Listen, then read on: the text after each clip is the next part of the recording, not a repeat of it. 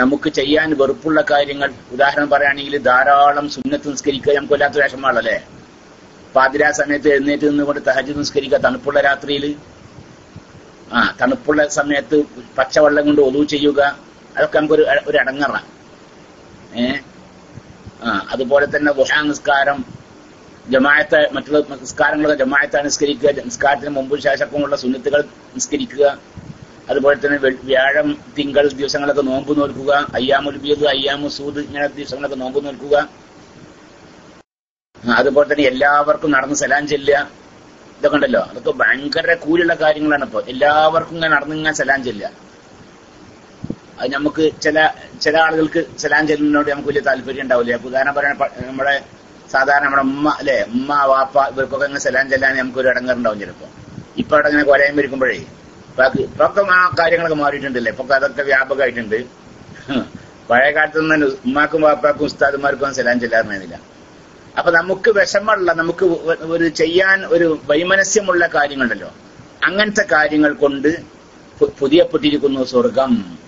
എന്ന് വെച്ചാൽ സ്വർഗത്തിൽ കടക്കാനുള്ള ഏറ്റവും നല്ല മാർഗം നമുക്ക് ചെയ്യാൻ വിഷമം തോന്നുന്ന വൈമനസ്യമുള്ള കാര്യങ്ങൾ ചെയ്യുക, അതാണ് സ്വർഗത്തിൽ കടക്കാനുള്ള മാർഗം.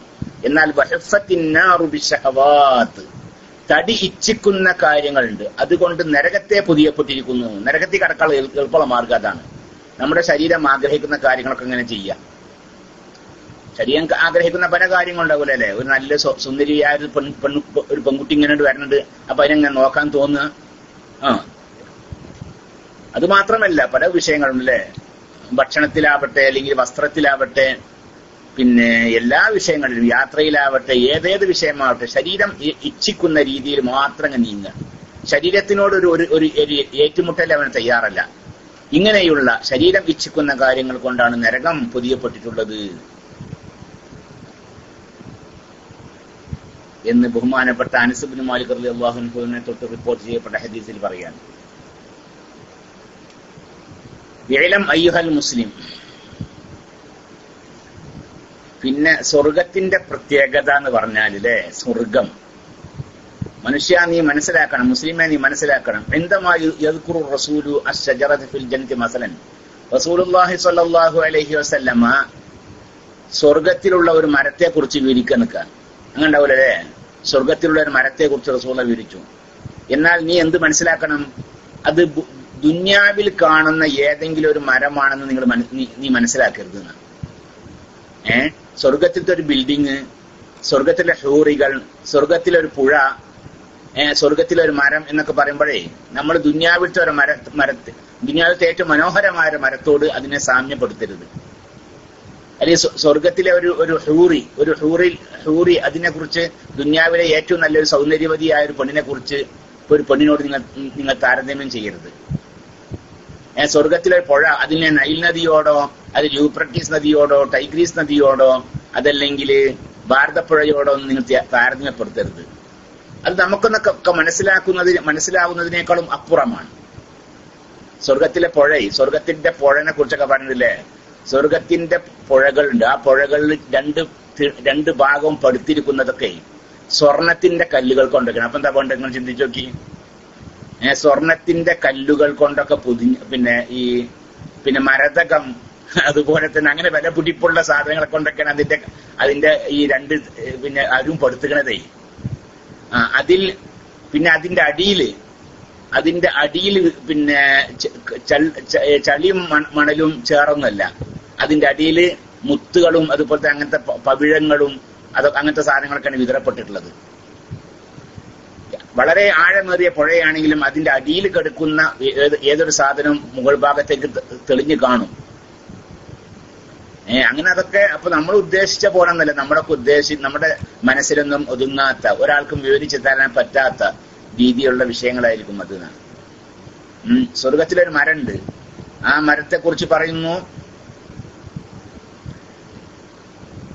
പിന്നെ ഇന്നഫിൽ ജന്നത്തി ഷജറ യസീറു റാകിബുൽ ജവാദുൽ മുളമ്മറു സരീഉ മിഅത ആമിൻ മാ യഖതഉഹാന. ഒരു കുതിര, എങ്ങനത്തെ കുതിര, അതിന് ശരിക്ക് ഒരു പടക്കുതിരയാണ്. പടക്കുതിര യുദ്ധത്തിലൊക്കെ ഉപയോഗിക്കാനുള്ള പടക്കുതിര ഉണ്ടല്ലോ, ഒരു പടക്കുതിര. എങ്ങനത്തെ പടക്കുതിരയാണ് ചെണ്ട? അതിന്റെ തടിയൊക്കെ മെരീപ്പിക്കപ്പെട്ടിരിക്കുന്നു. ഈ കുതിരന്റെ ഏറ്റവും ഉഷാറ് നല്ല തടിയുള്ള കുതിരയല്ല. കുതിര എന്ന് പറഞ്ഞാൽ ഏറ്റവും നല്ല കുതിര നല്ല തടിയുള്ള കുതിരയല്ല, തടി ഇല്ലാത്ത കുതിരയാണ്. പിന്നെ അതിന് പുറമെ വളരെ സ്പീഡുള്ള, വളരെ വേഗതയുള്ള, തടിയില്ലാത്ത ഒരു പടക്കുതിര 100 വർഷം ഓടി നിൽക്കുക അതിന്റെ ആ ഒരു മരത്തിന്റെ തണലിൽ കൂടി. എന്നാലും ആ മരത്തിന്റെ തണൽ കഴിയില്ലാന്ന്. അത് നിങ്ങൾ ചിന്തിച്ചു നോക്കി അല്ലേ? അപ്പൊ നമ്മൾ ഉദ്ദേശമായിരുന്നല്ലേ സ്വർഗം എന്നർത്ഥം. സ്വർഗത്തിലെ ഒരു മരം, ആ മരത്തിന്റെ തണലിലൂടെ പിന്നെ തടിയില്ലാത്ത വളരെ വേഗതയുള്ള ഒരു പടക്കുതിര 100 വർഷം ഓടുകയാണെങ്കിലും അതിന്റെ നിഴൽ അവസാനിക്കുകയില്ല. അങ്ങനത്തെ ചില മരങ്ങൾ സ്വർഗത്തിൽ ഉണ്ട് എന്ന് റസൂലുള്ളാഹി സ്വല്ലല്ലാഹു അലൈഹി വസല്ലം പറഞ്ഞിട്ടുണ്ട്. അപ്പൊ അതാണ് നമ്മളിപ്പോ നമുക്ക് നമ്മുടെ മനസ്സിൽ ഒതുങ്ങാത്ത മരങ്ങളൊക്കെ ദുനിയാവിൽ തന്നെ ഉണ്ട്, നമ്മുടെ ഈ ഭൂമിയിൽ തന്നെ ഉണ്ട്. അമേരിക്കയിലോ എവിടെ ഞാൻ കേട്ടിട്ടുണ്ട്. ഞാൻ ഇപ്പൊ ഇന്നലെ ഒരു മരം കണ്ട്, നമ്മുടെ റഷീദ് മുത്തവ ഉണ്ടല്ലേ, നമ്മുടെ ഏതാണ് മറ്റേ മുനവ്വർ, മറ്റേ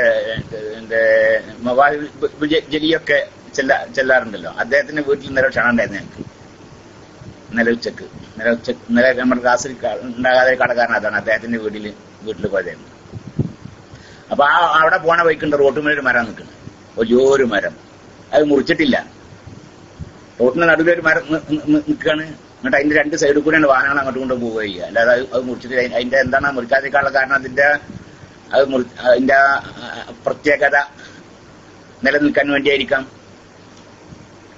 അമേരിക്കയിലൊക്കെ ചില മരങ്ങളുണ്ട് അത്രേ. ആ മരങ്ങൾ എന്താ സെക്കോയ അല്ല, അമേരിക്കയിലുള്ള മരങ്ങൾ വൺ വേ റോഡ് ഉണ്ടല്ലോ, വൺ വേ, അങ്ങോട്ടുള്ള റോഡ് വേറെ, അങ്ങോട്ടുള്ള റോഡ് ഇങ്ങോട്ടുള്ള റോഡ്, അതിന് പല ട്രാക്കുകളുണ്ട്. ഒന്നിലധികം ട്രാക്കുകളുള്ള വൺ വേ റോഡ് പിന്നെ ആ മരം തുരന്നിട്ടുണ്ടാക്കിയിട്ടത്രേ.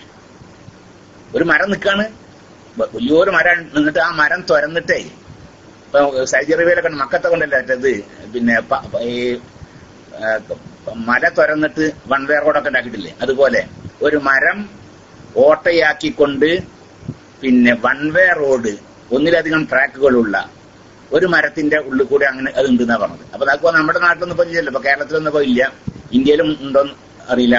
എന്നാൽ മറ്റുള്ള ചില സ്ഥലങ്ങളിൽ അത്രയും വലിയ മരങ്ങളൊക്കെ ഉണ്ടെന്ന്. അപ്പൊ പിന്നെ സ്വർഗത്തിലെ സകലമായ അനുഗ്രഹങ്ങളാലും ഒരാളുടെയും മനസ്സ് ഉൾക്കൊള്ളാൻ സാധിക്കാത്ത അത്ര സുഖസൗകര്യങ്ങളുള്ള സ്വർഗത്തിന്റെ സ്ഥിതി പിന്നെ പറയാനില്ലല്ലോ. ഞാനിപ്പോ ഇതിന്റെ ഇടയിൽ കൂടി ഇങ്ങനെ കിതാബൊക്കെ നോക്കുന്നതിന്റെ ഇടയിൽ കൂടി ഇതൊന്ന് കണ്ടപ്പോ എന്ന് പറഞ്ഞേ ഉള്ളൂ കേട്ടോ. ഇതിപ്പോ അല്ലേ നമ്മുടെ വിഷയതാണ്, ചോദ്യങ്ങൾക്ക് മറുപടി. ഏതായാലും ആ മനോഹരമായ ആ സ്വർഗത്തിൽ കടക്കാനുള്ള യോഗ്യത അല്ലാഹു റബ്ബുൽ ഇസ്സത്ത് നമുക്ക് എല്ലാവർക്കും പ്രദാനം ചെയ്യട്ടെ. അവ്വലീങ്ങളോടുകൂടി സാബിഖീങ്ങളോടുകൂടി ഒരു നിമിഷം പോലും നരകത്തിൽ കടക്കാതെ അല്ലാഹു റബ്ബുൽ ഇസ്സത്ത് ആ സ്വർഗത്തിൽ നമ്മെ പ്രവേശിപ്പിക്കുകയും അള്ളാഹുവിന്റെ റസൂലിന്റെ ജിവാറില്ലായി ജന്നാത്തുൽ ഫിർദൗസിൽ നമ്മളെല്ലാവരെയും, നമ്മുടെ മാതാപിതാക്കൾ, നമ്മോട് ബന്ധപ്പെട്ട എല്ലാവരെയും അള്ളാഹു സുബ്ഹാനഹു വ തആല താമസിപ്പിക്കുകയും ചെയ്യട്ടെ. വസല്ലല്ലാഹു അലാ സയ്യിദിനാ മുഹമ്മദിൻ വആലിഹി വസഹ്ബിഹി അജ്മഈൻ വൽഹംദുലില്ലാഹി റബ്ബിൽ ആലമീൻ. ഈ ചോദ്യത്തിൽ പോകാൻ ഇൻഷാ അല്ലാഹ്. അസ്സലാമു അലൈക്കും. വലൈക്കും അസ്സലാം വറഹ്മത്തുള്ളാഹി. ഉസ്താദേ, ദീനിൽ സ്ഥിരപ്പെട്ട ഒരു കാര്യത്തെ ഒരു മുസ്ലിം എതിർത്താൽ മുർത്തദ് ആവുമെന്ന് കിതാബുകളിൽ വന്നിട്ടുണ്ട്. ജുമാ ഖുതുബ മുതൽ 200ഓളം കാര്യങ്ങളിൽ മുജാഹിദുകൾ സുന്നത്തും ഫർളുമായ കാര്യങ്ങളിൽ മുജാഹിദുകൾ സുന്നത്ത് ജമാഅത്തുമായി വ്യത്യാസമുണ്ട്. പിന്നെ എന്തുകൊണ്ട് സമസ്ത അവരെ മുർത്തദായി പ്രഖ്യാപിക്കാത്തത് എന്നാണ്. ദീനിലെ അങ്ങനെ അറിയപ്പെട്ട കാര്യത്തെ എതിർത്തത് വിചാരിച്ചിട്ട് നിൽക്കാൻ അതൊന്നുമില്ല. ദീനിൽ ലറൂറത്ത് കൊണ്ട് അറിയപ്പെടണം. ദീനിൽ ലറൂറത്ത് ഒരു ഇജ്മാഅ ഒരു കാര്യമാണ്. ആ വിഷയം ദീനിൽ ലറൂറത്ത് കൊണ്ട് അറിയപ്പെട്ടിരിക്കുന്നു എന്ന് വെച്ചാൽ ആരും തെളിവ് ഉദ്ധരിക്കാതെ തന്നെ ആളുകൾക്കെല്ലാം അറിയാം അങ്ങനത്തെ ചില വിഷയങ്ങൾ. ഉദാഹരണം നിസ്കാരം അല്ലേ? മുസ്ലിങ്ങൾക്ക് നിസ്കാരം നിർബന്ധமான കാര്യം മുസ്ലിമിനും കാഫിറിനും എല്ലാവർക്കും അറിയാം. അങ്ങനത്തെ ഒരു വിഷയം ഒരാൾ നിഷേധിച്ചു നിൽക്കുക, എന്നാ കാഫിറാവും. അതല്ലാതെ ഏതെങ്കിലും ഒരു ശാഖാ വിഷയങ്ങളൊക്കെ എതിർത്തു നിൽക്കുക, നമുക്ക് നമ്മോട് എതിരഭിപ്രായം ഉണ്ടായി, അതുകൊണ്ട് ആള് മുർത്തദ് എന്ന് പറയാൻ പറ്റൂല. അങ്ങനെയാണ് ഇപ്പൊ മദ്ഹബ് പരസ്പരം അങ്ങോട്ടും ഇങ്ങോട്ടൊക്കെ മുർത്തദാക്കേണ്ടി വരുമല്ലേ? ഇപ്പൊ സുബഹിക്ക് കുനൂത്ത് ഹനഫി മദ്ഹബിലില്ല. അപ്പൊ അതുകൊണ്ട് പിന്നെ ദീനിൽ അറിയപ്പെട്ട വിഷയമാണ് സുബഹിക്ക് കുനൂത്ത്. എന്നാൽ ഹനഫികളൊക്കെ മുർത്തദ് എന്ന് പറയല, അങ്ങ് പറ്റൂല്ലോ. അതല്ല. അപ്പൊ 200ഓളം വിഷയങ്ങൾ ഉണ്ടായാലും ശരി, 500ഓളം വിഷയങ്ങൾ ഉണ്ടായാലും ശരി, അതുകൊണ്ട് അവരൊക്കെ മുബ്തദീയങ്ങൾ എന്ന് പറയാന്നല്ലാതെ അള്ളാഹുവിന്റെ ദീനിലില്ലാത്ത അഖീദ, വിശ്വാസം, ആ വിശ്വാസം വെച്ച് പുലർത്തുന്ന കൂട്ടരായതുകൊണ്ട് അവർ മുബ്തദീയങ്ങൾ എന്ന് പറയാ. അതേസമയത്ത് മറ്റ് വിഷയങ്ങളിൽ അഭിപ്രായ വ്യത്യാസമുള്ളതിന്റെ പേരിൽ അവരെ കുറിച്ച് മുർത്തദ് എന്ന് പറയാൻ പാടില്ല. അസ്ബാബു റിദ്ദ തന്നെ പറയണ്ടല്ലോ അല്ലെ, ഫഇന്നൽ കുഫറ വരിദ്ദത തകൂനു ബിഉമൂരിൻ, അവിടെ അങ്ങനെ പറയുന്നുണ്ട്. ഫതകൂനു ബിജുഹൂദി അൽ അംരിൽ മഅലൂമി മിനദ്ദീനി ബിൽദറൂറാന. ദീനിൽ ദറൂറത്ത് കൊണ്ട് അറിയപ്പെട്ട ഒരു വിഷയത്തെ ഒരാൾ നിഷേധിച്ചു. ഉദാഹരണം പറയുകയാണെങ്കിൽ നിസ്കാരം നിർബന്ധമില്ല എന്നൊരാൾ പറഞ്ഞു, അല്ലെങ്കിൽ നോമ്പ് നിർബന്ധമില്ല, അല്ലെങ്കിൽ ഹജ്ജ് നിർബന്ധമില്ല, സക്കാത്ത് നിർബന്ധമില്ല, ഇതൊക്കെ ഒരാൾ പറഞ്ഞു നിൽക്കുക, നോൻ കാഫിറാവും. അതേസമയത്ത് സുബഹിക്ക് കുനൂത്ത് സുന്നത്തുണ്ടോ ഇല്ലേ, അതിവിടെ മദ്ഹബുകൾ തമ്മിൽ തന്നെ അഭിപ്രായ വ്യത്യാസമുള്ള വിഷയമാണ്. അതല്ല, ഇതതിൽ ആർക്കും അഭിപ്രായ വ്യത്യാസമില്ലാതെ, ഒരു മദ്ഹബിലും അഭിപ്രായ വ്യത്യാസം ഇല്ലാതെ എല്ലാവരാലും അംഗീകരിക്കപ്പെടുന്നു. അതിന് പുറമെ അതിന്റെ തെളിവുകളൊന്നും ഉദ്ധരിക്കാതെ തന്നെ ജനങ്ങൾക്കെല്ലാം ആ കാര്യം അറിയുകയും ചെയ്യും. അങ്ങനത്തെ വിഷയം. ഉദാഹരണം പറയാണെങ്കിൽ റമദാൻ മാസത്തിലും നോമ്പ് നിർബന്ധമാണ്. ഇതിനിപ്പോ ഇത് സ്ഥിരപ്പെടുത്താൻ ആയത്തും ഹദീസും ഓതണം വേണ്ടല്ലോ. കാരണം എന്താ, അത് ദീനിൽ ദറൂറത്ത് കൊണ്ട് അറിയപ്പെട്ട വിഷയമാണ്, എല്ലാവർക്കും അറിയാം. മുസ്ലിമിന് മാത്രമല്ല കാഫിറിനും കൂടി അറിയാം. മുസ്ലിങ്ങൾക്ക് സക്കാത്ത് ഉണ്ട്, കഴിവുള്ളവർ ഹജ്ജ് ചെയ്യേണ്ടതുണ്ട്. ഇതൊക്കെ ഇപ്പൊ നമുക്ക് ആരും പഠിപ്പിച്ച് തരേണ്ടതില്ല, അല്ലാതെ എല്ലാവർക്കും അറിയാവുന്ന വിഷയമാണ്. ഇങ്ങനെ ദറൂറത്ത് കൊണ്ട് അറിയപ്പെട്ട വിഷയം ആരെങ്കിലും നിഷേധിച്ചാൽ അവൻ കാഫിറാകും. അത്രയോ, അങ്ങനെ പറയാൻ പറ്റുള്ളൂ.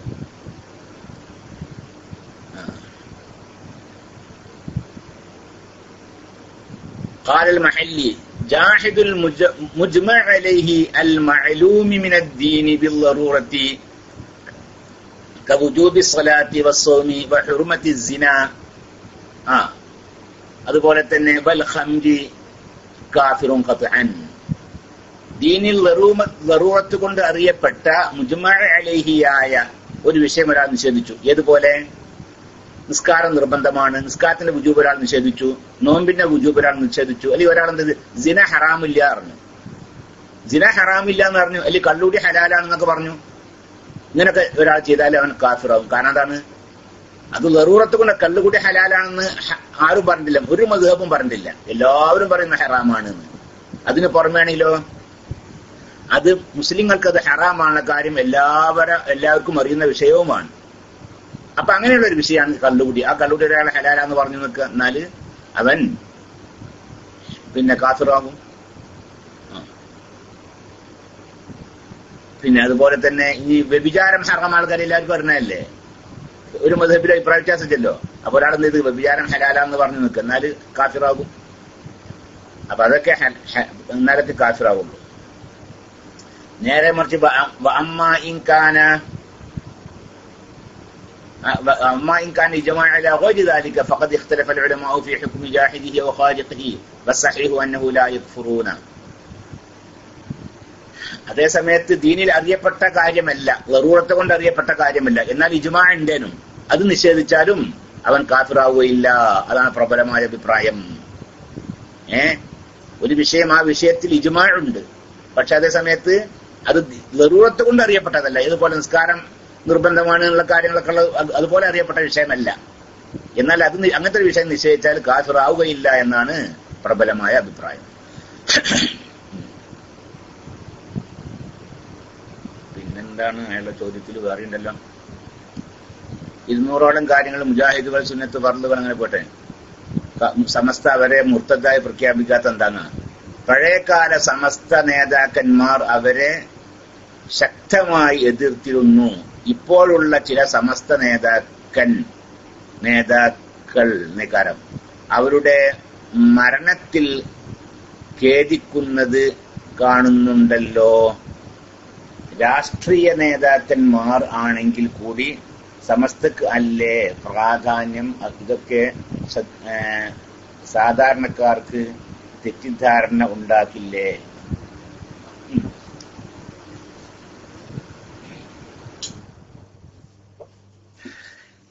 അതിനാദ്യമായിട്ട് വേണ്ടതേ ഈ ഉലമാക്കൾ സാധാരണക്കാർക്ക് ദീന് മാത്രം പഠിപ്പിക്കണം. അതാണ് വേണ്ടത്.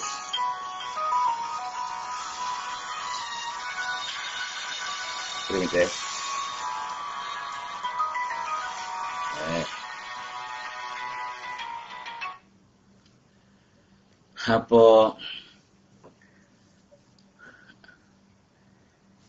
ഞാൻ സാധാരണ ഫോണിൽ ഈ ഇങ്ങനത്തെ സാധാരണ റിങ്ങാണ് എന്റെ ഫോണിൽ ഉണ്ടാവല്. ഇത് സാധാരണ നമ്മുടെ പഴയ ഫോൺ എടുക്കുമ്പോണ്ടാണ് ശബ്ദം ഉണ്ടല്ലോ, ആ ശബ്ദമാണ്. ഞാൻ ആളുകളോടൊക്കെ പറയാറുണ്ട്, അങ്ങനത്തെ റിങ് ഈ സാധാരണ പാട്ടും അങ്ങനെ മ്യൂസിക്കുള്ള അങ്ങനെ ആക്കരുത്, ആ സാധാരണ റിങ് ആക്കിയോന്ന് ഒരാളോട് പറയാറുണ്ട്. ഇതിപ്പോ ഞാനൊരു പുതിയൊരു മൊബൈൽ വാങ്ങിയതാണ്. ഇപ്പൊ എങ്ങനെയൊക്കെ അതിന്റെ മാറ്റേണ്ടതെന്ന് പഠിച്ചിട്ടില്ല, അതുകൊണ്ടാണ് അങ്ങനെ സംഭവിച്ചത് എന്നുള്ള എതിർ ബോധിപ്പിക്കുകയാണ്. പിന്നെ അപ്പൊ എന്താ പറഞ്ഞത്? അപ്പൊ ഉലമാക്കളെ ഈ സാധാരണക്കാരായ ആളുകൾക്ക് ദീനിൽ ഇല്ലാത്ത കാര്യം പഠിപ്പിക്കാൻ നിൽക്കരുത്. 100% സുന്നിയായ മതി, 100%-നേക്കാളും അധികം ആവരുത് എന്ന്.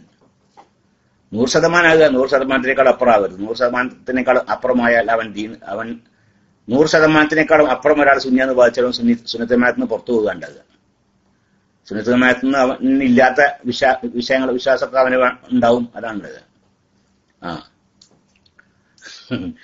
അപ്പോൾ അതാണ് സാധാരണക്കാരെ നമ്മൾ പറയാറുണ്ട്, ഈ മുജാഹിദ് ജമാഅത്ത് പോലെയുള്ള ആളുകളോട് ഒരു നിസ്സഹകരണം ആവശ്യമാണ്. അതുകൊണ്ട് തന്നെ അവരെ കാണുമ്പോൾ അങ്ങനെ സലാം ചെല്ലുക, അല്ലെ, അവരെ വീട്ടിൽ പോകാൻ ക്ഷണിച്ചുകൊണ്ട് പോവുക, അവരുടെ വീട് നമ്മൾ എപ്പോഴും സന്ദർശിക്കുക, പോലത്തെ കാര്യങ്ങളൊക്കെ നമ്മൾ ഒഴിവാക്കണം. അതെന്തിനാണത്? അവർക്ക് തോന്നണം, ഞാൻ അങ്ങനെ ഒരു മുജാഹിദ് ആയതിന്റെ പേരിലാണോ, ജമാഅത്തുകാരനായതിന്റെ പേരിലാണോ മറ്റുള്ള മുഅ്മിനീങ്ങളൊന്നും എന്റെ വീട്ടിലേക്ക് വരാത്തത്, എന്നെ ക്ഷണിക്കാത്തത്, എനിക്ക് സലാം ചെല്ലാത്തത് എന്ന് അവർക്ക് മനസ്സിലാക്കണം. അങ്ങനെ ബിദ്അത്തിൽ നിന്ന് അവർ ഒഴിയാനുള്ള ഒരു മാർഗമാക്കി അവർക്ക് അത് സ്വീകരിക്കാൻ സാധിക്കണം. അതുകൊണ്ടാണ്, അതല്ലാതെ അപ്പൊ അവർ ദീനിൽ നിന്ന് പുറത്തു പോയതുകൊണ്ടല്ലേ. അതേ സമയത്ത് മരിച്ചാൽ ഇപ്പൊ അയാൾക്ക് വേറെ മാർഗം, അയാളെ മരണം കഴിഞ്ഞ് അല്ലേ. അതുകൊണ്ട് തന്നെ മുജാഹിദീങ്ങളായ ആളുകൾക്ക് ഹയാത്തുള്ള കാലത്ത് അവർക്ക് സലാം ചെല്ലൽ സുന്നത്തില്ല. അതേസമയത്ത് മരിച്ചു കിടക്കുന്ന ആൾക്ക് സലാം ചെല്ലൽ സുന്നത്താണെന്നാണ് ഞാൻ മനസ്സിലാക്കുന്നത്. ഞാൻ മനസ്സിലാക്കിയത് അതാണ്. അതിനെതിരെ കിതാബ് ഞാൻ കണ്ടിട്ടില്ല കേട്ടോ, അതുകൊണ്ടാണ് ഞാൻ കണ്ടിട്ടില്ല എന്നുള്ളതുകൊണ്ട് അങ്ങനെയാണെന്നുള്ളതല്ല പറഞ്ഞത്, നമ്മൾ ശ്രദ്ധപ്പെട്ടിട്ടില്ല എന്ന്. ഹയാത്തുള്ള ഒരു മുജാഹിദ് ഒരാൾ ഇങ്ങനെ വരാൻ നിൽക്കുക, അപ്പോൾ അയാൾക്ക് സലാം ചെല്ലൽ സുന്നത്തില്ല. അതേസമയത്ത് പിന്നെ പള്ളിക്കാട്ടിൽ മുജാഹിദിനെ മറവ് ചെയ്തിട്ടുണ്ട്, അപ്പൊ അയാൾക്ക് സലാം ചെല്ലൽ സുന്നത്താണെന്ന് തന്നെയാണ് നമ്മുടെ അറിവ്. അങ്ങനെയാണ്. കാരണം അയാൾക്ക് ഇപ്പൊ ഞാൻ കേൾച്ച് മടങ്ങാനുള്ള വിഷയമൊന്നും ചെല്ലല്ലേ, ഞാൻ മുജാഹിദാദിന്റെ പേരിലാണല്ലോ എനിക്കിപ്പം സലാം ചെല്ലാത്തത്. ഞാൻ സുന്നിയാകാൻ തീരുമാനിക്കഴിഞ്ഞപ്പോൾ അയാൾക്ക് നിർവൃത്തിയില്ല, അയാൾ മരിക്കൽ കഴിഞ്ഞിട്ടുണ്ട്. അയാൾ മരിക്കൽ കഴിഞ്ഞിട്ടുണ്ട്, ഇനി അയാൾക്ക് വേറെ മാർഗമില്ല. അപ്പൊ അതുപോലെ തന്നെ ഒരാൾ മരിച്ചാല് അയാളെ കുളിപ്പിക്കുക, അയാളെ കഫൻ ചെയ്യുക, അയാളെ മേലിൽ നിസ്കരിക്കുക, അയാളെ മറവ് ചെയ്യുക, അതൊക്കെ മറ്റു മുസ്ലിങ്ങളുടെ മേൽ നിർബന്ധമായ വിഷയമാണ്. അപ്പോ അത് പിന്നെ ആ വിഷയം പഠിപ്പിക്കാതെ അതിനേക്കാളും അപ്പുറം ദീനിൽ ഇല്ലാത്ത കാര്യങ്ങൾ പഠിപ്പിക്കാൻ നിൽക്കരുത് എന്നാണ് നമുക്ക് ആ വിഷയത്തെ കുറിച്ച് പറയാനുള്ളത്. പിന്നെ സമസ്ത കേരള ജമിയത്തുൽ ഉലമ ബഹുമാനപ്പെട്ട, അത് സമസ്തന്റെ ആൾക്ക് നിൽക്കട്ടെ, അതിന്റെ മുമ്പന്നുണ്ട്, അതിന്റെ മുമ്പന്നുള്ള വിഷയമുണ്ട്. അതിന്റെ മുമ്പ് ബഹുമാനപ്പെട്ട ഹാഫിദുസ്സമാൻ എന്ന് പറയും. ഹാഫിദുസ്സമാൻ എന്ന സ്ഥാനപ്പേര് കൊണ്ട് അറിയപ്പെട്ട ബഹുമാനപ്പെട്ട ഇബ്നു അൽ ഹജ്ജാജ് അല്ലേ, മറ്റേ അദ്ദേഹത്തിന്റെ ഹജ്ജാജ് എന്നല്ലേ പറയല്, അബുൽ ഹജ്ജാജ് അല്ലേ, അബുൽ ഹജ്ജാജ് അൽ മുസ്സി ബഹുമാനപ്പെട്ട സുബിക്കി ഇമാമിന്റെ ഉസ്താദാണ്. സുബിക്കി ഇമാം അദ്ദേഹത്തെ വിശേഷിപ്പിച്ച് തന്നെ ഹാഫിദുസ്സമാൻ, പിന്നെ ഹാമിലു റായത്തി അഹ്ലി സുന്നത്തി വൽ ജമാഅ എന്നൊക്കെയാണ് ബഹുമാനപ്പെട്ട സുബിക്കി ഇമാം അദ്ദേഹത്തെ വിശേഷിപ്പിച്ചത്. അങ്ങനെയുള്ള മഹാനവറുകൾ ഇബ്നു തൈമിയ്യ മരിച്ചപ്പോൾ അവിടെ അദ്ദേഹത്തിന് ജനാസ സന്ദർശിച്ചിരുന്നു എന്നാ പറഞ്ഞത്. ഇബ്നു തൈമിയ്യനേക്കാളും വലിയ പിന്നെ ഈ വഹാബി ചിന്താഗതിക്കാർ ഉണ്ടാവില്ല അല്ലെ. അബ്ദുൽ വഹാബിനെ തന്നെ, മുഹമ്മദ് അബ്ദുൽ വഹാബ് തന്നെ ഈ ചിന്താഗതിയിലേക്ക് ഒരാളെ കാരണം ഇബ്നു തൈമിയ്യന്റെ കിതാബ് വായിച്ചിട്ടാണ്. അങ്ങനെ ഇബ്നു തൈമിയ്യ വെച്ചിട്ട് ആര് പോയി? സുബിക്കി ഇമാമിന്റെ ഉസ്താദായ അബുൽ ഹജ്ജാജ് അൽ മുസ്സി റളിയല്ലാഹു തആല അൻഹു, ഹാഫിദുസ്സമാൻ, ഹാമിലു റായത്തി അഹ്ലി സുന്നത്തി വൽ ജമാഅ എന്നൊക്കെയുള്ള വിശേഷണങ്ങൾ കൊണ്ട് അറിയപ്പെട്ട മഹാനവറുകൾ സന്ദർശിച്ചു എന്ന് പറഞ്ഞു. ബഹുമാനപ്പെട്ട ബാഫക്കി തങ്ങൾ അതുപോലെ തന്നെ പൂക്കോയ തങ്ങളൊക്കെ സീതി സാഹിബൊക്കെ മരിച്ചപ്പോൾ അത് സന്ദർശിച്ചിട്ടുണ്ട്. മുസ്ലിം ലീഗുകാരായ മുജാഹിദ് ചിന്താഗതിക്കാരായ ആളുകളൊക്കെ മരിച്ചപ്പോഴേ ബഹുമാനപ്പെട്ട ബാഫക്കി തങ്ങൾ അതുപോലെ തന്നെ പൂക്കോയ തങ്ങൾ, ബാഫക്കി തങ്ങൾ പൂക്കോയ തങ്ങൾക്കാരായിരുന്നു, സമസ്തക്കാർ, സമസ്ത മുഷാറങ്ങളിരുന്ന അവരൊക്കെ വലിയ മഹാന്മാരായിരുന്നു. ആരാടോ നിങ്ങളൊക്കെ എവിടെ കെടുക്കുന്നത്? ബാഫക്കി തങ്ങൾ എവിടെ കെടുക്കുന്നത് അല്ലേ? പ്രായപൂർത്തി എത്തിയതിനു ശേഷം എനിക്ക് സുബിഹ ഖള ആയിട്ടില്ല എന്ന് ബഹുമാനപ്പെട്ട ബാഫക്കി തങ്ങൾ തന്നെ പറഞ്ഞതായി AP അബൂബക്കർ മുസ്ലിയാർ പ്രസംഗികൾ ഞാൻ കേട്ടിട്ടുണ്ട്.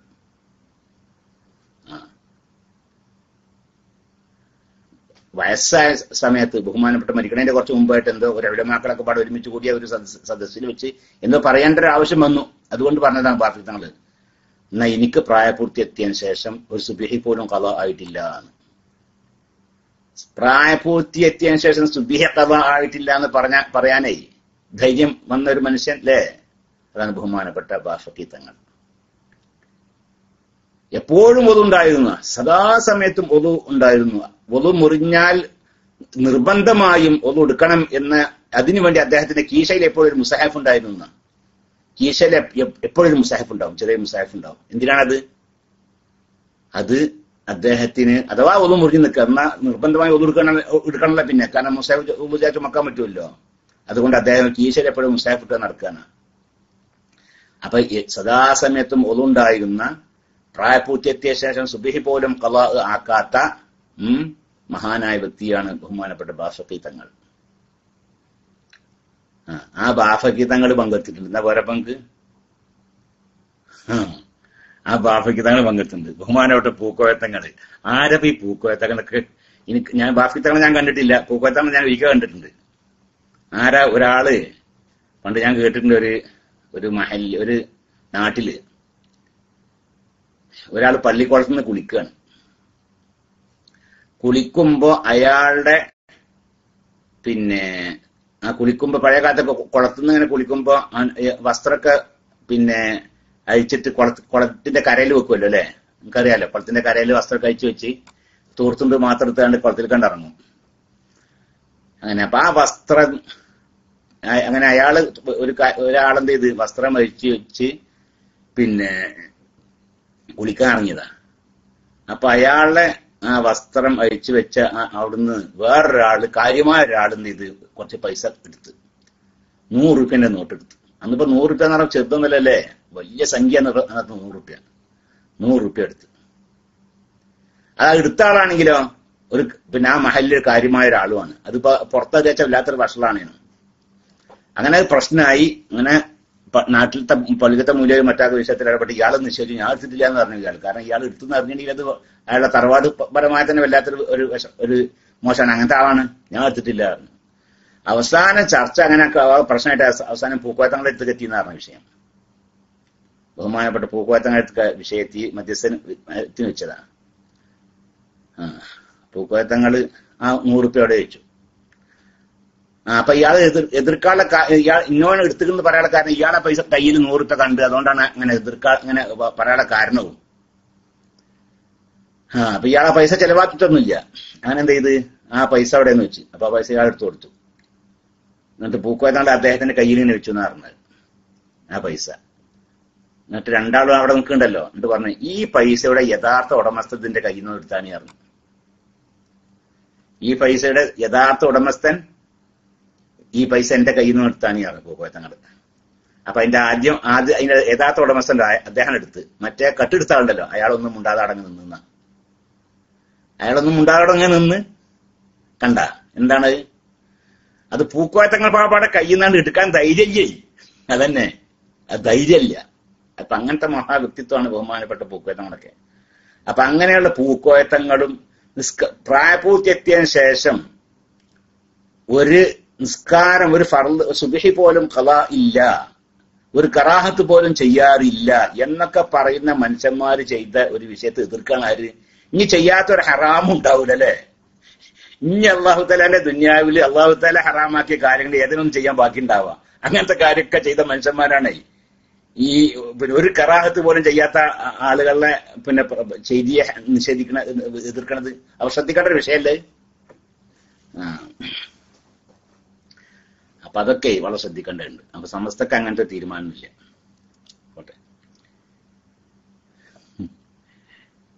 ബഹുമാനപ്പെട്ട ഞാൻ നേരത്തെ പറഞ്ഞല്ലേ,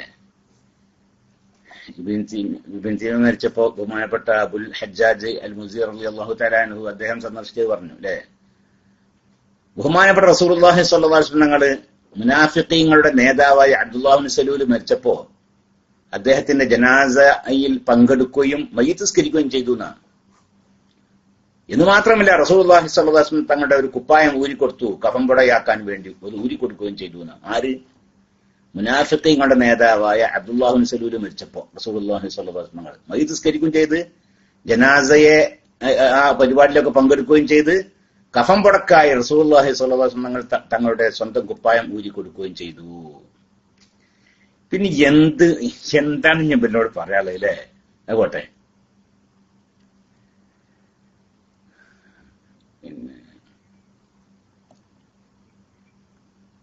പിന്നെന്താണ്?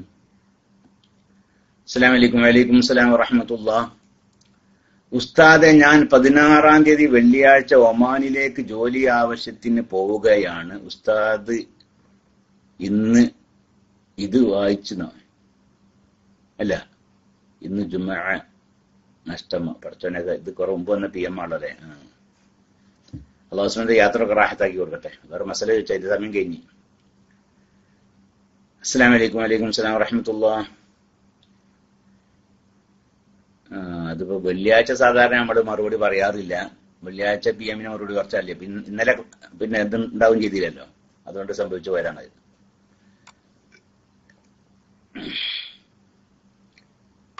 പിന്നെ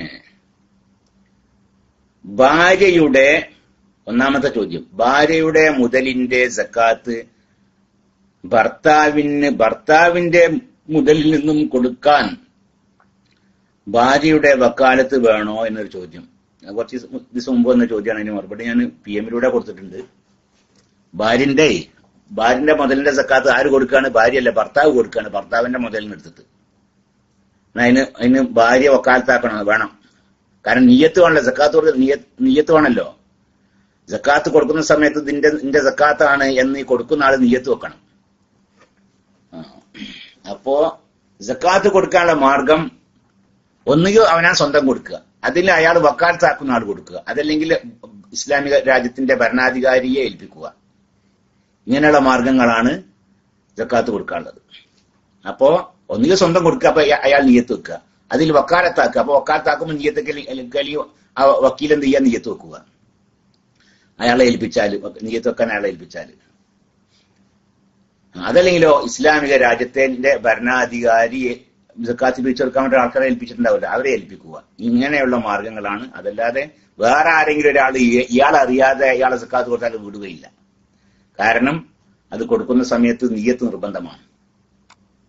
അതാ വലഹു ഐലിൽ മാലിക് റഷീദി, റഷീദായ മുതലിന്റെ ഉടമസ്ഥൻ, പ്രായപൂർത്തിയും വിവേകവും വകതിരിവൊക്കെ ഉള്ള ഈ ആളാണ് ഈ ഒരു മുതലിന്റെ ഉടമസ്ഥൻ. അയാൾക്ക് എന്ത് പറ്റും? അയാൾക്ക് പറ്റും ബാത്തിനായ മുതലിന്റെ സക്കാത്ത് അയാൾ സ്വന്തം അയാളെ കൈകൊണ്ട് തന്നെ കൊടുക്കുക. പിന്നെ അതുപോലെ തന്നെ വലഹു അത്തൗക്കീലു, അതുപോലെ തന്നെ വക്കാലത്താക്കലും പറ്റും. പിന്നെ അതുപോലെ തന്നെ ഇസ്ലാമിക രാജ്യത്തിന്റെ സാഇ ഉണ്ട്, സക്കാത്തിന്റെ ഇമാമ്, സക്കാത്ത് പിരിച്ചെടുക്കാൻ വേണ്ടി ഏൽപ്പിച്ച ആള്, അയാളെ ഏൽപ്പിക്കുകയും ചെയ്യാം. ഈ 2-3 മാർഗങ്ങളാണ് സക്കാത്ത് കൊടുക്കാനുള്ളത്. അപ്പൊ ആരുടെയെങ്കിലും സക്കാത്ത് വേറെ ആരെങ്കിലും ഇയാൾ അറിയാതെ കൊടുത്താൽ സഹിയാവുകയില്ല എന്ന്. കാരണം ഇത് നിയ്യത്ത് നിർബന്ധമായ ഒരു വിഷയമാണ്. അതേസമയത്ത് അയാളെ ഏൽപ്പിച്ചു നിൽക്കുക അല്ലേ, ഞാൻ എന്റെ സക്കാത്ത് ഞാൻ കൊടുത്തോളാ എന്ന് പറഞ്ഞ ഭർത്താവ്, എന്നാ അങ്ങനെ കൊടുക്കാൻ ഞാൻ വക്കാലത്താക്കി എന്ന് അവള് പറഞ്ഞു നിൽക്കുക, എന്നാ പറ്റും. അല്ലാതെ പറ്റൂല, അവളറിയാതെ, അവളെ നിയ്യത്തില്ലാതെ പറ്റൂല എന്ന്. പിന്നെ അതിൽ തന്നെ വേറെ 1-2 ചോദ്യം ഉണ്ടല്ലോ. രണ്ട് നമുക്ക് ആരെങ്കിലും പണം തരുമ്പോൾ ഇത് സക്കാത്താണോ സദഖയാണോ എന്ന് ചോദിക്കണോ? അതൊന്നും വേണ്ട. നമുക്കൊരാൾ പൈസ ഒന്ന് നിൽക്കുക, ഇപ്പൊ ജി തരണത് എനിക്ക് സക്കാത്താണോ സദഖയാണോ എന്ന് ചോദിക്കൊന്നും വേണ്ട. അത് വേഗം വാങ്ങി പോക്കറ്റിലിടുക. അതുകൊണ്ട് വിരോധമൊന്നുമില്ല. 3, നാം ആർക്കെങ്കിലും സക്കാത്ത് കൊടുക്കുമ്പോൾ ഇത് സക്കാത്താണ് എന്ന് പറയാം. അതും വേണ്ട. സക്കാത്ത് നമ്മൾ കൊടുക്കുമ്പോഴേ ആ ആളോട് പറയാം ഇതിന്റെ സക്കാത്താണ് എന്ന്. അതും വേണ്ട. അയാൾ നിയത്ത് വെക്കണം സക്കാത്ത് കൊടുക്കുന്ന സമയത്ത്. അത് ഓരോന്നും ഇങ്ങനെ കൊടുക്കുമ്പോൾ വേറെ നിയത്ത് വെക്കണ്ട. ഉദാഹരണം പറയുകയാണെങ്കിൽ 1 ലക്ഷം റുപ്യ ആള് സക്കാത്ത് കൊടുക്കാനുള്ള ആളാണ്. അപ്പൊ ആ 1 ലക്ഷം റുപ്യ സക്കാത്ത് കൊടുക്കാനായിട്ടാണ് നീക്കി വെക്കുമല്ലോ. ആ സമയത്ത് അത് അയാൾ നിയത്ത് വെക്കണം, ഇതിന്റെ മുതലിന്റെ സക്കാത്താണ് നീക്കി വെക്കണം. പിന്നെ അതിൽ നിന്ന് ഓരോരുത്തർക്കും ഇങ്ങനെ കൊടുക്കുന്ന സമയത്തൊക്കെ വേറെ നിയത്ത് വേണ്ട. അതുപോലെ തന്നെ ഇനി നെല്ലിന്റെ സക്കാത്ത് കൊടുക്കുക, ഒരു 100 പറ നെല്ല് ഒരാൾ സക്കാത്ത് കൊടുക്കാണ്ട്, അപ്പൊ ആ 100 പറ അളന്നിടുമല്ലോ. ആ അളന്നിടുന്ന സമയത്ത് ഇതിന്റെ മുതലിന്റെ സക്കാത്താണ് എന്ന് അപ്പൊ ആ സമയത്ത് കരുതിയാൽ മതി. അതിൽ നിന്ന് ഓരോരുത്തർക്കും ഇങ്ങനെ അളന്ന് കൊടുക്കുമ്പോ ഒക്കെ പിന്നെ സക്കാത്ത് നിയ്യത്ത് വെക്കേണ്ടതില്ല എന്നർത്ഥം. പിന്നെ അസ്സലാമു അലൈക്കും. വലൈക്കും അസ്സലാം വറഹ്മത്തുള്ളാഹി. ഉസ്താദെ, വിഗ് വെക്കുന്നതും മുടി കറുപ്പിക്കുന്നതും വിധി എന്താണ്? ഇത് ഒക്കെ എത്ര പ്രാവശ്യം പറഞ്ഞല്ലേ, ഇയാള് കേട്ടിട്ടുണ്ടാവൂല. ഏതായാലും വിഗ് വെക്കല്, വിഗ് എന്ന് പറഞ്ഞ തൊപ്പിയാണ്. ആ തൊപ്പിന്റെ മേലെ ഇങ്ങനെ മുടി ഉണ്ടാവും. ആ കഷന്റെ ഒക്കെ ഉള്ള ആളുകൾ അത് അവരുടെ തലയിൽ ഇങ്ങനെ കവിച്ചു വെക്കും. അതാണ് വിഗ് പറഞ്ഞാല്. അത് വിരോധമില്ല. അതിന്മേലുള്ള മുടി ഉണ്ടല്ലോ, അത് മനുഷ്യന്റെ മുടിയാണെങ്കിൽ ഹറാമാണ്, പറ്റുകയില്ല. അത് അവന്റെ സ്വന്തം മുടിയാണെങ്കിലും ശരി, അവന്റെ സ്വന്തം മുടി ഇങ്ങനെ പറഞ്ഞു പോയതൊക്കെ അവന് ഒരുമിച്ച് കൂട്ടി വെച്ച് ആ മുടിയാണെങ്കിലും ശരി, അല്ലെങ്കിൽ അവന്റെ പിന്നെ അതല്ലെങ്കിൽ വേറൊരാളുടെ മുടിയാണെങ്കിലും ശരി, അത് വെക്കാൻ പറ്റില്ല. കാരണം അതിന് ഹുർമത്തുണ്ട്. ഒരു മനുഷ്യന്റെ ശരീരത്തിന് പിരിഞ്ഞു പോയതേ അതിനൊരു ഹുർമത്തുണ്ട്, ഒരു പവിത്രത ഉണ്ട്. അത് കുഴിച്ചിടുക, മറക്കുക, അതൊക്കെ അങ്ങനെയൊക്കെ ചെയ്യേണ്ടതാണ്. അത് വേറുള്ളവർക്ക് ഇങ്ങനെ കളിക്കാനുള്ള സാധനമാക്കാൻ പറ്റുകയില്ല. അതുകൊണ്ട് തന്നെ മനുഷ്യന്റെ മുടിയാണെങ്കിൽ പറ്റുകയില്ല, ഹറാമാണ്. അതുപോലെ നജസായ മുടി ഉണ്ടാവും അല്ലെ, ചത്ത സാധനത്തിന്റെ മുടി ഇങ്ങനെയൊക്കെ ഉണ്ടാവുമല്ലോ. അങ്ങനെ നജസായ മുടി, നായ, പന്നി, അതുപോലെ തന്നെ മറ്റ് മൃഗങ്ങൾ തന്നെ ചത്തുപോയിട്ടുണ്ട്. ഇനി ഭക്ഷിക്കൽ ഹലാലായതാണെങ്കിൽ ശരി, അതിനെ അറക്കാതെ ചത്തുപോയതാണ്, അങ്ങനെയൊക്കെയുള്ള സാധനത്തിന്റെ മുടിയൊക്കെ ഉണ്ടാവുമല്ലോ, അതൊക്കെ നജസായ മുടിയാണ്. അപ്പൊ നജസായ മുടിയാണെങ്കിലും മനുഷ്യന്റെ മുടിയാണെങ്കിലും ഹറാമാണ്. അതല്ല ത്വാഹിറായ മുടിയാണ്, അതിൽ മുടി തന്നെയല്ല, പിന്നെ പ്ലാസ്റ്റിക്കിന്റെ അതിൽ നൂല് ഇങ്ങനത്തെ സാധനങ്ങളൊക്കെയാണ് നിൽക്കുക. പിന്നെ കൃത്രിമമായിട്ട് ഉണ്ടാക്കാൻ പറ്റുമല്ലോ, അങ്ങനത്തെ ഒക്കെ സാധനമാണ്. അതുകൊണ്ട് വിരോധമില്ല. അങ്ങനെയുള്ള വിഗാണെങ്കിൽ ധരിക്കുന്നത് കൊണ്ട് വിരോധമില്ല. പിന്നെ കറുപ്പിക്കുന്നത് യുദ്ധാവശ്യത്തിനല്ലാത്ത മറ്റ് ആവശ്യങ്ങൾക്ക് വേണ്ടി മുടി കറുപ്പിക്കൽ ഹറാമാണ്.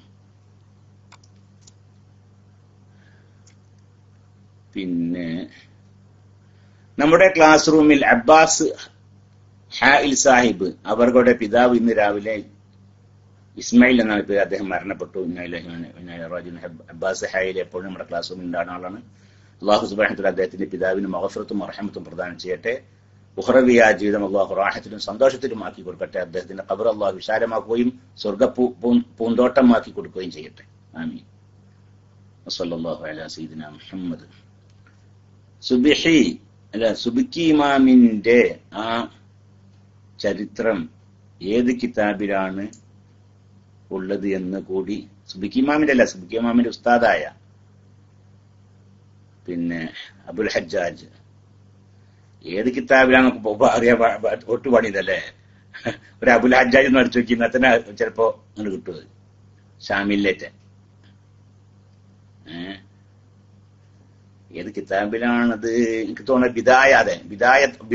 അൽ ബിദായ വൻ നിഹായയിലാണ് അതുള്ളത്. അതെ, അൽ ബിദായത്തു വൻ നിഹായ അതിലുണ്ട്.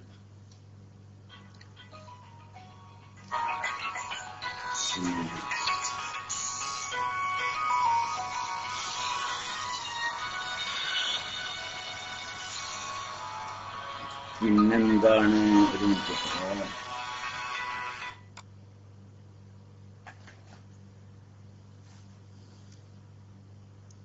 പിന്നെന്താണ്,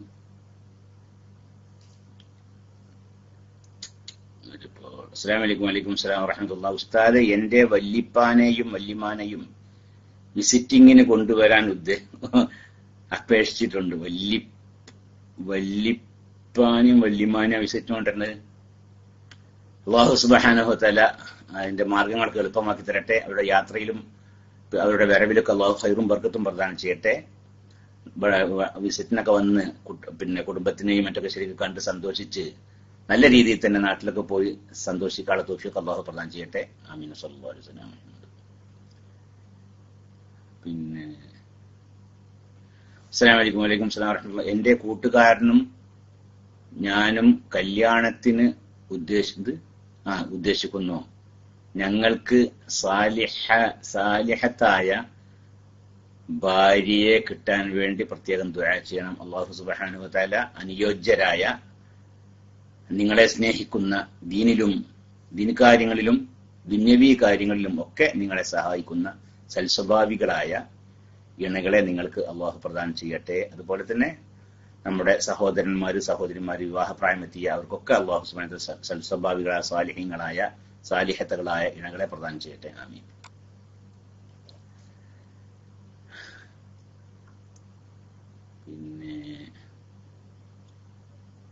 പിന്നെന്താണ് തവസ്സുലിന് തെളിവ് തരുമോ? ഇതൊരു ഫിഖ്ഹി ക്ലാസ് ആണ് ഇപ്പോൾ ഉള്ളത്. ഇൻഷാ അല്ലാഹ് നിങ്ങൾ ഗഫൂർ അൻവരി പോലെയുള്ള ആളുകളൊക്കെ ഇവിടെ ഈ ആദർശ ഗഫൂർ അൻവരി അതുപോലെ തന്നെ MK ദാരിമി പോലെയുള്ള ആളുകളൊക്കെ ഇവിടെ ആദർശ ചർച്ചകൾ നടത്താറുണ്ട്. അഖീദ പരമായ വിഷയങ്ങളെ സംബന്ധിച്ചൊക്കെ ഉള്ള ക്ലാസ്സുകളൊക്കെ ഉണ്ടാകാറുണ്ട്. അപ്പോൾ ഇൻഷാ അല്ലാഹ് ഇഷ്ടംപോലെ മറുപടി അതിന് കിട്ടും.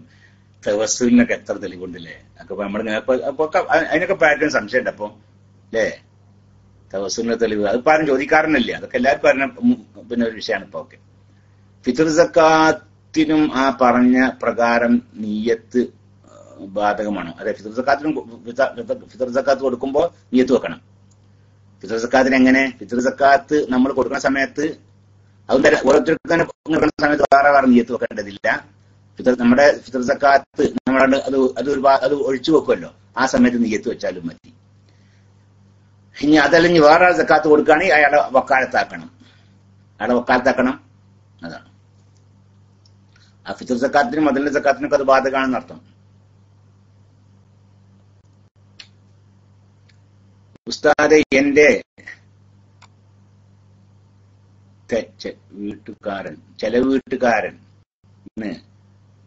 ശങ്കരമംഗലം, വിളയൂർ എന്ന സ്ഥലങ്ങളിൽ മുദരിസുമായിരുന്ന അബൂബക്കർ സഅദി ഇന്നലെ മരണപ്പെട്ടു. ഇന്നലില്ലാഹി വ ഇന്നാ ഇലൈഹി റാജിഊൻ. അല്ലാഹു സുബ്ഹാനഹു വ തആല അദ്ദേഹത്തിന് മഗ്ഫിറത്തും റഹ്മത്തും പ്രദാനം ചെയ്യട്ടെ. അദ്ദേഹത്തിന്റെ ഖബർ